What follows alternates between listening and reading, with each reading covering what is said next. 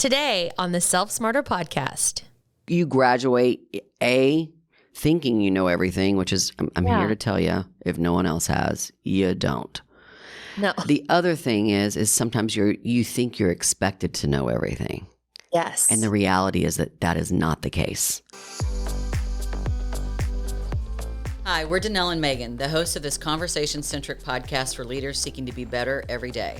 Whether you choose to be a leader in the workplace, at home, or in your community, we believe the most effective leaders are equipped to not only be self-starters, but self-smarter. Hello, and welcome to Self Smarter. I'm Megan, and this is my friend and co-host, Danelle. Hello, everyone. Hello. We're back. We're back. Yes, we are. And I've got, more random thoughts for you this morning. I think that when people drink whiskey on television, I just have to get this out. Like, I've been thinking about this a lot. Okay. I mean, I think about the weirdest. Well, we're going to put some underline under random, but go ahead, please. I know. I don't see you because you live in New York. And then when I get you on camera, I just got to get it out. Okay. Why does it always look delicious when people on TV drink whiskey? Do you have that? Is that just me? Like delicious or like they look cool? Well, first of all, people are always offering it, which I have never once, when someone walks in my house, be like, you want a whiskey or a scotch? Or a bourbon? And I don't know the difference in all of them anyway, but it's a crystal thing. Yeah, no, that never happens in real life. But when they do, I kind of want it. I'm like, I want that. It's interesting because I know what the demographics of our listeners are, and we have a wide range. So for some of our listeners, this won't make any sense to you, but for some of the wiser group, the wiser of us, I mean, I think in my mind cemented when I think of someone with a glass of whatever the brown juice is, the brown juice is Sue Ellen on Dallas. Like, and I wanted to be her. Like, I thought she was. And now that I think back at it, I probably shouldn't have been watching that show, but whatever. I'm not judging my parents for that. I watched every moment. Yes. Okay, good. So let's not judge our parents. I was younger than you, not to pull that out. But I'm just saying, like, bad parenting, mom, bad parenting. I mean, the glass, and she would shake the ice, and she'd be glaring out the window in the middle of the day. Yeah. But she looks nobody talked about that. No, she looks so cool. And so there's a cool factor, but you're right. Like, I've never offered, someone that comes in my house and now my apartment. Yeah. That's not the first thing I offer. I have it there. Yeah. Maybe on a Saturday night, like if you're coming over, we're going to have food and cocktails. Mm-hmm. Maybe I've got a signature cocktail that I'm going to offer you that has whiskey in it. But never once have I been like, hey, it's 2:00. You're dropping off those papers. How about a nice crystal glass of whiskey? Straight up. Well, think about Mad Men. How did they get any work done on that? Like in that era? Because they started. You know what? All y'all, you and David both know what happens on the whiskey we drink. Well, I think if I were drinking whiskey at work, point, I would not be getting one thing. I'd be dancing. That's what I'd be doing. I'd be on people's desks. Yes. Well, let's let our listeners know what has recently transpired in our lives. So you're aware we've had Michelle Weaver's on, our friend. She's been on 2 episodes. Well, in the midst of us becoming friends, she's an aficionado. And so I don't know about you, but that was she introduced me to the Manhattan. That was my first Manhattan. My whole life I've heard of Manhattan. Never once have I drank it. And maybe I've had a sip and I just don't remember, but I definitely have never ordered it for myself. Never. So the first time that we recorded with her, she introduced us to the Manhattan, and as a gift, like apartment warming gift. Housewarming. Yeah, housewarming. She brought us a really nice bottle. So when we were recording the last episode, so it was me, you, David, and Michelle. Yeah. She serves us up a Manhattan. So then that led to the next time Drew was in New York, I told him all about it. I was like, I actually like Manhattans now. He goes, you have the stuff for Manhattans? And so we called Michelle. She taught us how to make a Manhattan. Literally, Mackey, Payton, it wasn't so long. During my birthday weekend, she's texting me going, hey, can I have Michelle's information? I'd like to make my friends Manhattans. Well, first and foremost, that's cool that you're in my apartment making your friends Manhattans. Don't touch. So there had to be some boundaries if I'm referencing episode 59. Yes. We had to set some boundaries on which of the brown juice she could share with her friends and what was off limits. With the horse on top. Yeah. Stay away from the pony on top bottle. Yes. Anyway, yes. I can only have one.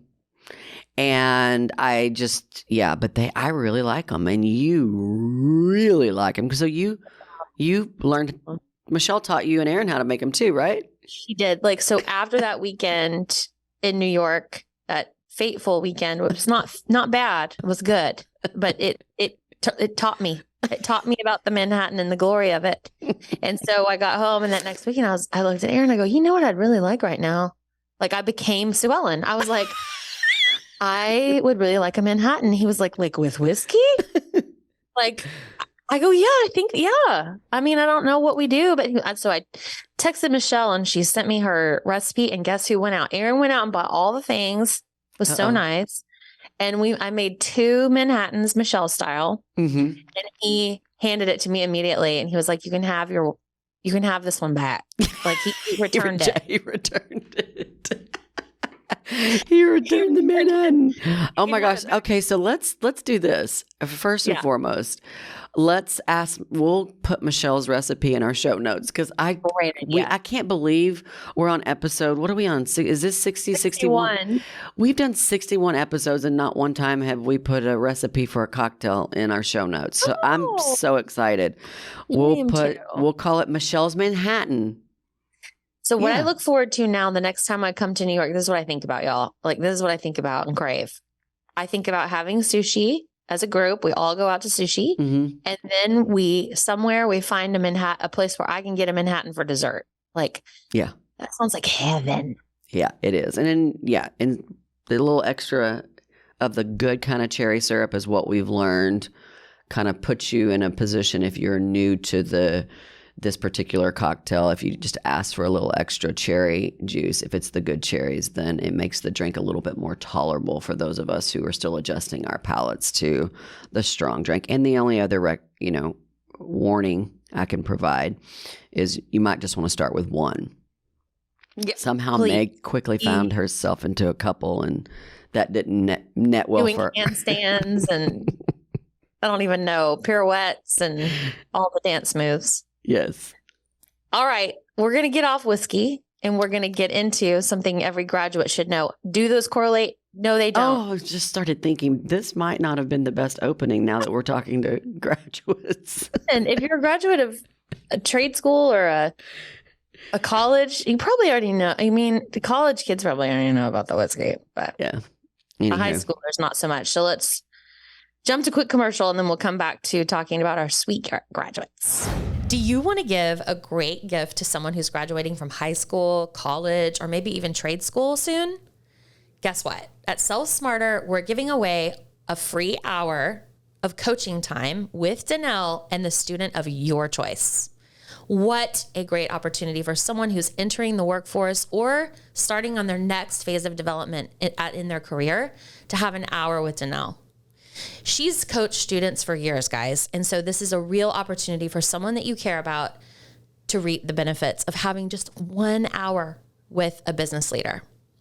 We're giving away up to 5 hours. So hurry, go to selfsmarter.com, fill out the form. Jordan has it ready for you, and we'll be in contact to schedule your coaching session. In reflection, while the commercial was running, probably might not have been the best opening in retrospect, but graduates, sometimes you have to go with it. And what we would say is if you're of age and that's something you want to try, please do it with absolute care and do not drink and drive. Maybe we should start out with that and be that's safe. A good one. Yes, be safe. Be all right.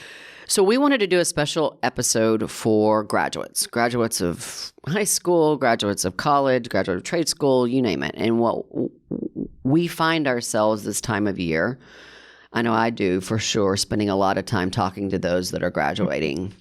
And certainly my daughter's graduated twice now. So meaning from high school and college. And I just think back on the things that I'm sharing in those conversations, thinking of the things like we hire a lot of people through our 19 years in business right out of college. So whether they're apprentice or interns, and I think about things that we know, like they would have been helpful to them to know. And certainly part of this list that we've created, again, there's not going to be a link to a list. This is mine and Meg's advice, if you will, or what we think would be helpful to graduates. It's certainly things that we probably would have liked to have had ourselves. So things that we wish we would have known, or things that would have been elevated to us. And so again, I think if you listen to the commercial, which I hope you did, I'm honored to be able to provide some coaching sessions. I'm doing that both formally and informally these days. And so I hope that, the first 5 folks that get the opportunity to connect with us, I look forward to having those conversations with the graduates in your life. So I'm super excited and honored to do that. So why do we think that this topic is important is because so often we don't take time to reflect and really think when a chapter in our life is changing. Yeah. And what we wanted to do is share with our listeners, because we have a growing list of young people listening to our podcast. So we want this to be an episode that no matter where you're coming from, if you know someone that's graduating, by all means, if you have a child that's graduating, again, at any stage. And then for our listeners, our younger listeners, we would love, for you to have this list to think through too, if you're just starting out in your career. And so, as I stated, this is a list that Meg and I put together. We probably could have had a list of 50. So what we did is we disciplined ourselves to these are 10 things that we know for sure will be helpful to you in this new chapter as you're starting the new chapter in your life. So, and we also want to throw out just a congratulations to you. So this is a gift from us to all of you. Right. Whether you've graduated from school or you're in the life of someone who's just graduated, congratulations, because more than likely you did it yourself or you've helped someone along their journey. So to tee them up to Danelle's point, to get them started off on the right foot, here's some advice that we believe every graduate should know. Mm-hmm. First and foremost, get to really know yourself. And if you listen to the podcast at all, you might share the podcast with them. But if you don't, you know that our recommendation usually is start by taking the Enneagram. It's an easy way for someone to start the self-knowledge journey. Mm-hmm. It's a $12 investment, so it's not very expensive. In fact, that could be a cool gift to give someone that hasn't taken it. Right. In your life. I love that. Like take the test, and then we could also put in our show notes, or you can text us or reach out to us, and we'll give you suggestions on some books that could also accompany that gift. I think that's a gift I love to give. Yeah. So if you're graduating, if you know someone that's graduating from high school or you've just graduated yourself, it's going to help you in your next phase in college or in trade school or entering the workforce. Basically, it's helpful and instrumental in work life. So really people who are going right in from college or, like I said, trade school, what if I become a chef? I'm going to need to know a whole different set of skills, but I know who I am, right? Mm-hmm. It helps us be better communicators and just better people. Yeah. That is the biggest gift of all, really. Absolutely. If you want some reference to how it shapes someone, talking about young people at this point, is listen to the episode where Mackey Payton is our guest, and she talks about how she, I've referenced 100 different things for her to utilize to strengthen her own self-awareness and knowledge. And she admits she ignored some of that stuff, but she was really grateful that she did not ignore the advice to take the Enneagram test and to start learning about it. And you can hear how she uses it in her relationships. And so, again, I think it's so important that if you can learn more about how you're wired and accept that. And what I like to say, coaching or talking to people about the Enneagram, is what you learn is all the light about you. And there's also, and I never use the D word, meaning dark, but the shadows, the things that you need to be aware of that could cause you to struggle in a particular instance. And so as you're graduating, you're going to need to know how to navigate new relationships, whether that's in the workplace or different chapters in your life. You may be moving away. I mean, there's so many different things that are happening upon a graduation for most people, that entering that with more self-knowledge and understanding and inviting others to be on that journey with you is, if you can do it in your 20s, because if you don't know, we didn't start this journey until I was in my 40s. So I think about the strength I could have possessed, the relationships I could have preserved, just the betterment, for lack of a better word, that I could have experienced along the way if I would have been practicing these things literally on this list in my 20s. So I think the next one that along those same lines is, there's a lot of books that I think you could read, but if you're, again, what book would we most recommend that you read right now would be Atomic Habits by James Clear. And the reason why it's important, because Atomic Habits, he's talking about habits, but the most important part of the book is the fact that he's framing habits as being identity. So if you need an example, it's, I want to be the type of person that does XYZ. I want to be the type of person that shows up in this way. I want to be the type of person that exercises 5 times a week, whatever it may be. So we have a whole episode on that. So before, if you're still trying to decide if you want to read the book, we break that book down in a previous episode. We'll put that link in the show notes. So, and you can easily find it on our website. But we recommend that. Again, some of these are, for those of you listening, this could be you doing the work or gifts that you could potentially give a graduate to. So I think that book is absolutely, in fact, I'm coaching with a 16-year-old right now who's just an exceptional athlete, and working with her more on the EQ stuff. Obviously, I'm not the athletic coach, and I suggested that she read that book, and she absolutely has absorbed it. So it's a book that anyone who's deciding to incorporate healthy discipline into their life and really shape their identity to use as a strength moving forward, that I don't think there's a better read out there. Totally. And I think there's wonkiness. Like, there's this inevitable wonkiness when you transition from being a graduate into your next, like whatever that is. If it's, like we said, moving out of the house for the first time, or entering the workforce, maybe in another city. You mentioned that. That is I've received that feedback. And I remember feeling this way when I went from college into the workforce, or when I went from high school into college. The behavioral changes that I had to accept and recognize were overwhelming. If only I had Atomic Habits sooner, I could have been more consistent potentially with habits that helped me ease better into these significant changes that happen once you graduate from one phase of life to the next. So I couldn't agree more with you, Janelle. Good.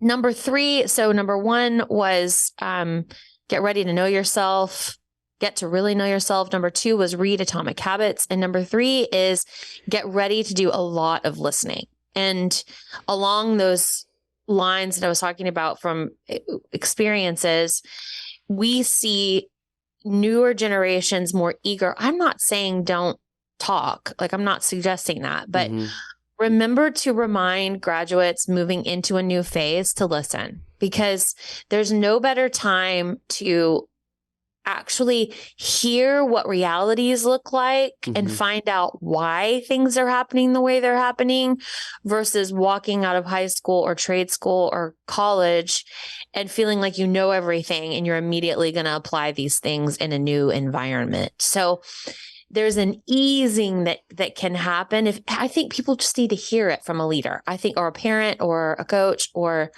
a family member. Just remember, young person or person who's just starting, remember to listen. You don't have to know everything. Right. And you said that, like, there's two parts to that. You either come out of, you graduate thinking you know everything, which is, I'm here to tell you, if no one else has, you don't. No. The other thing is sometimes you think you're expected to know everything. Yes. And the reality is that is not the case. That's right. That is not the case. So, listening can come in the form of obviously hearing what someone's saying, but I would advise take notes and then think about asking thoughtful questions, whether it's in a particular in the moment set a meeting or whatever it may be, and it's a great way to follow up with someone later. It's like, I heard you use this term. I think I know what it means, but I'd love for you to explain it a little bit more. And that's, again, there's thousands of examples of ways to do that. But I know that was an active way that I listened at a young age. Now, I've had to work on listening through the years, but one thing that came natural for me is because I'm a curious person, was asking thoughtful questions. I just really wanted to know how things worked. Mm-hmm. Or why things were the way they were. So finding yourself in that habit I can't recommend that enough. And so number 4 is brace for failure, because it's coming. And, we're raised, and it's okay, we're raised in a society that rewards behaviors. And especially young people who are seeking to make high grades. I mean, you may have put expectations on yourself, or they may have been set for you, that high grades, win all the games, do all the things, it's achievement. And, what I think we can fail to do in pursuit of quote unquote winning at everything is that we're not celebrating the gift that comes with a failure. The gift that comes with a change that you didn't see coming. That is a gift to you. Anything that comes your way in life. I was just having this conversation with, again, someone that I'm coaching that's graduating soon. I was giving her the example of my college roommate. She was an organic chemistry major, and she decided our senior year that she wanted to go to law school. Well, that's one hell of a pivot. And she did great on the LSAT because she's brilliant. She was organic chemistry major, for goodness sake. But her essay was all about, there were words in there that were 25 letters long. And I was like, yeah, Andy, I don't know that this essay is the person on the other side of law school is going to understand it. One, there's no story here. She goes, well, I don't think I have a pretty story. I go, well, I remember you making an F our freshman year. She goes, well, I'm not going to write about that. I go, first of all, you graduate organic chemistry, like, you're going to have a degree in that, and you have a 4, I don't remember, but some ridiculous, you didn't make a B again after the F. And I go, why don't you talk about what you did to overcome that? And it's like, we're not okay with those stumbles. What you should know about that is they're coming. And when they do, learn from them. And also learn from other people's, like in conversations with people like myself or someone in your life. If this is the graduate talking, or for those who are going to be sharing with graduates, it's good that we also talk about the failures. And again, a failure can be anything from a stumble, things I wish I would have known, to I flat out, we have a slang word around here, and I just don't want to use it on air, but, and you really mess up. So I think being conscious of that and really thinking about your life to this point and thinking about the challenges you face and what lessons you learn from that are critical. So. For sure. And that actually is a good segue to the next one with number 5, watch the attitude or try on humility. Either one, try on humility, young person or person entering. Maybe this is just me raising a teenager, and it probably is, but I see how an unchecked attitude could potentially become a bigger issue down the road. Mm-hmm. So if you know someone graduating and entering the workforce, maybe it's a young adult, maybe it's someone sort of middle of the road in their career, talk to them about charm. And I was trying to think of like the right thing to say. Did you go to charm school, Danelle? Did your parents put you in charm school? I had to go to charm school. I don't even know what the hell that is. So you can verse me on that. Charm school is anybody with me? Anybody listening with me? Okay. Charm school is where you learn how to sit at a table properly. I guess it's probably like debutante type stuff. Like, and I mean, listen, my mom was a single mom and put me in charm school. Okay.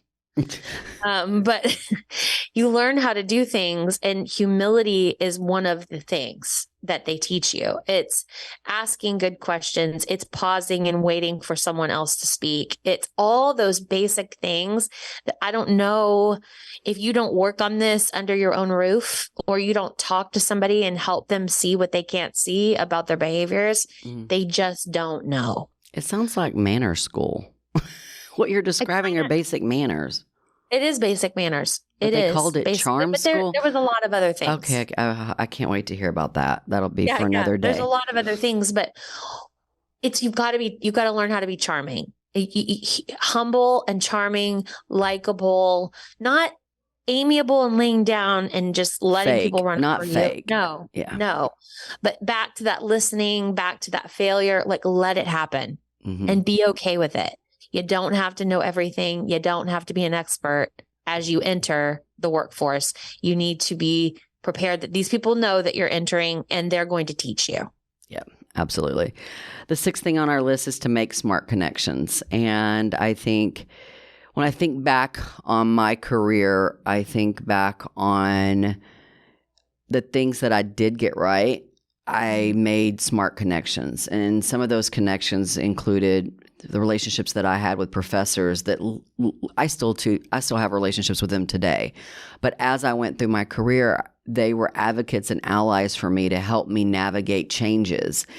And I think looking around to make connections, there's a term, networking. Networking is okay and it's necessary, no doubt about it. But along the way, make sure that you're identifying a few people as you do that can really and want to really support you, because maybe right now graduation is top of mind, but eventually there might be a job change. There may be struggles along the way at a job. You want to make connections with people that can help support you as you move forward. And that comes from many different places. In fact, I just recommended this book to someone. The book is called The Power of Who by Beaudine. I think Beaudine is how you pronounce his last name. Anyway, he talks about the fact that you already today know, I give this book for graduation a lot, you already know everyone you need. You already know everyone that you need to know to be successful if you will just utilize those connections. I mean, even just listening to this podcast alone, you already have a connection with Megan and I. We could be potentially someone that could provide you support along the way. If you enjoy listening to our podcast, if the information that we're sharing is of meaning to you. So think about it in that context. And I think we need to think of like a deeper connection beyond a networking or meeting someone and exchanging a card.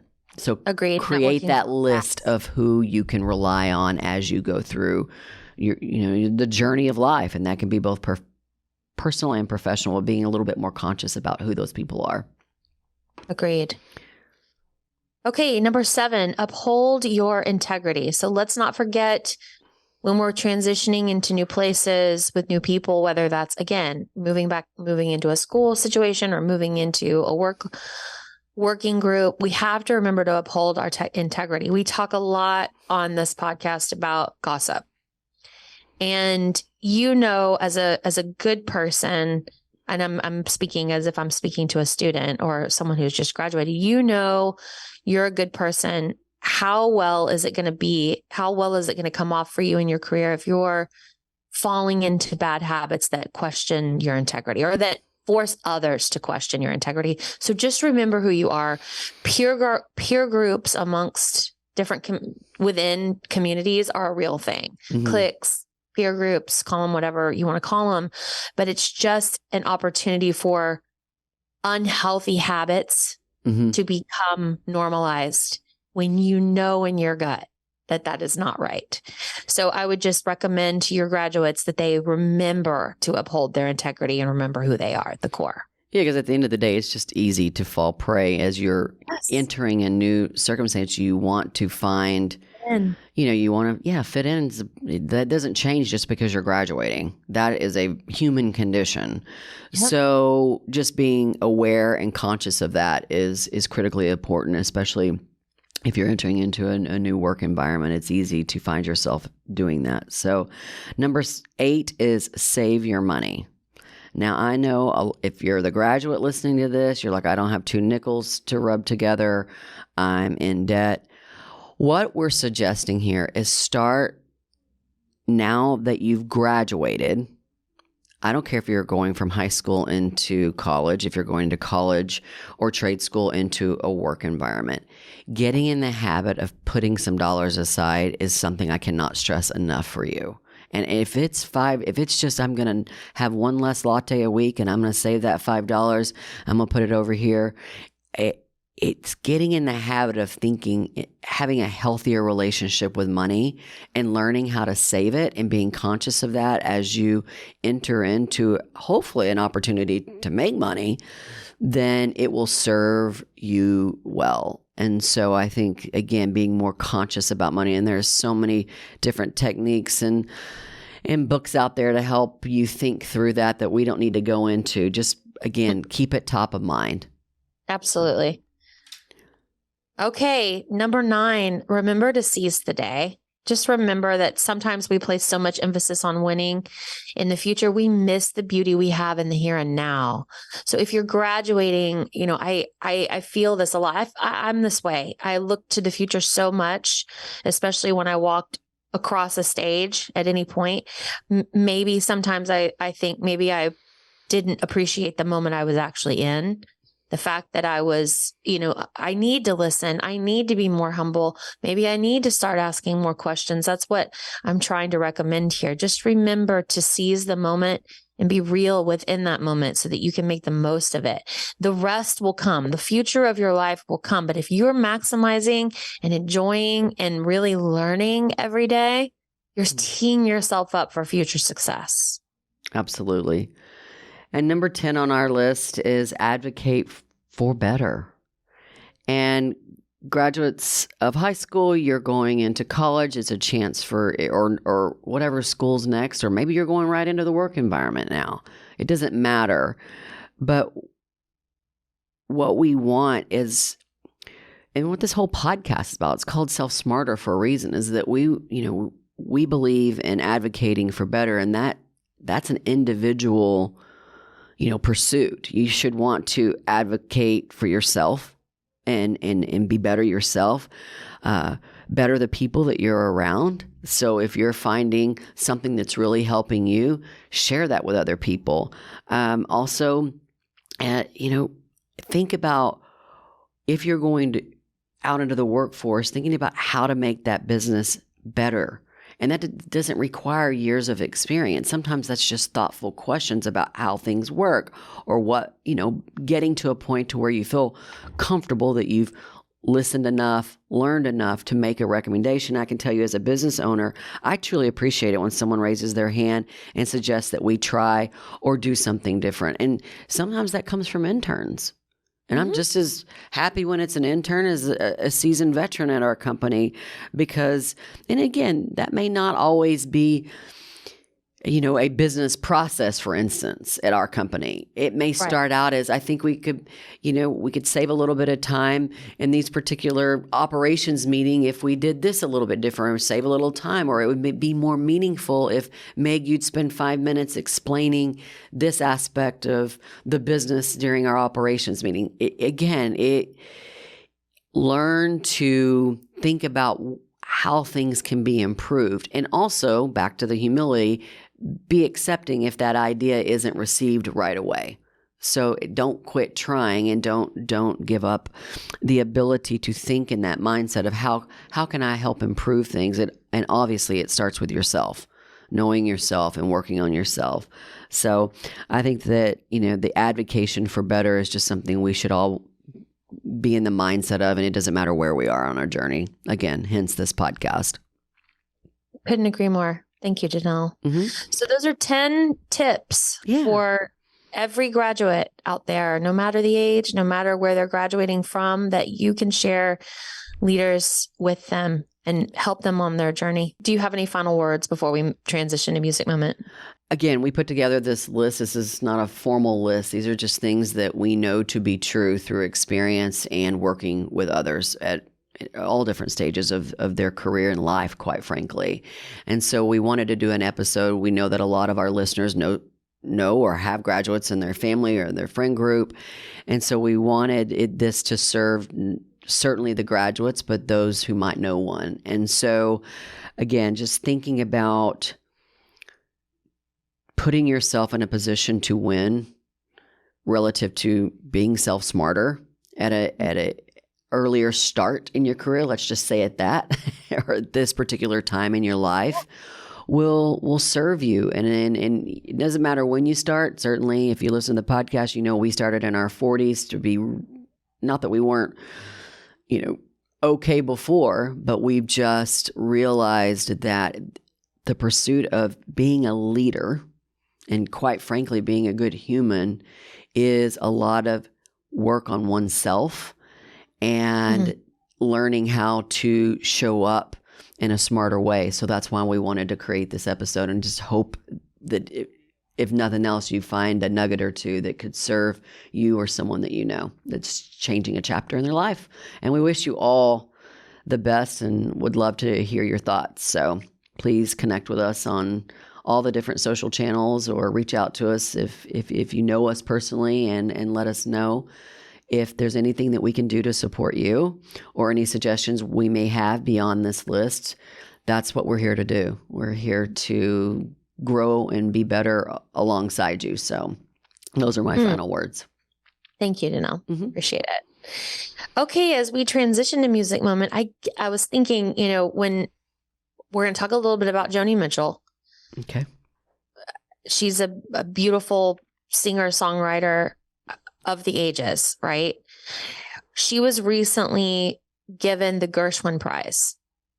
And there's a concert that goes along with this. That's a bit of a type of graduation. Like, I was thinking about this Music Moment and thinking about, it's not a formal graduation, but it's almost like you did it. You did it, Joni. Yeah. Have you watched it yet? No, I haven't. I haven't either. So we're taking a little bit of a risk here talking about it, but our friend Nancy was so adamant about it. Well, first of all, our friend Nancy is a huge Brandi Carlisle fan, and obviously we share that, but she also listens to the podcast. So hi, Nancy. Hi, Nancy. Yeah, but she could not, I mean, she was like, I cried through the whole thing. And she's a huge Joni Mitchell fan as well. So, well, in preparing for this, I found one of the songs. She doesn't perform a lot. That's what's interesting anymore. She doesn't perform as much. I think Brandi's talking about her and pushing her sort of out there, coming along with her on tour, and Brandi's support of her has given her, I don't know, a want, I guess, like a desire to want to perform. I think it's probably a mixture of confidence and like a second wind that because she suffered from some unfortunate illnesses. Right. And so she had just, I don't know, maybe she felt like that part of her life, the music part, the ability to perform on stage was something that, had come to an end. And I think, to your point, I don't think I know, Brandi Carlisle's influence, along with a few other artists, have resurrected Joni. And I mean, I personally went to one of the concerts where Brandi Carlisle sings the album Blue. She did an LA performance. She did a New York performance. And I was not a big Joni Mitchell fan. I mean, I knew a few songs, but Brandi performs the album and it blew me away. And so I'll forever be a Joni Mitchell fan because of Brandi Carlisle. And I think that is the case for a lot of people that may not have known Joni's music.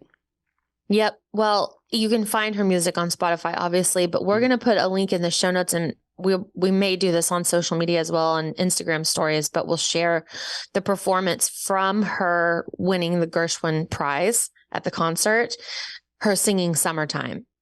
Yeah. I mean, it is so smooth and so beautiful. I mean, I was listening to it and I love her voice. I always have loved her voice, but I've never thought of her singing that. Like, I've never heard her sing that song. It is so good. Oh, I can't wait. I didn't know. I was so shocked when I was reading your notes about it. And I was excited too, because I like how you teed this up about Brandi's relationship with Joni and how that's played into her career being heightened at this stage. Mm-hmm. Brandi also is an advocate for Tanya Tucker, and they just announced this week that Tanya Tucker is going to be inducted into the Country Music Hall of Fame. And it's another perfect example of Tanya had kind of she was at the end of her career. She also has, an interesting journey. And so I'll just leave it at that. But Brandi worked with her on the album where she won the Grammy a couple of years ago. And there's a documentary that supports that. And I just think Brandi's not only influencing current generations with her music and her talents, and has been for all of these years. And we talk nonstop about her, but what she's doing for these artists that, again, were at kind of maybe final chapters relative to their music career, and to see them being recognized again and appreciated by other generations just puts another, another reason as to why we're such huge Brandi Carlisle fans, is that she not only gives us a gift with her music, but she helps us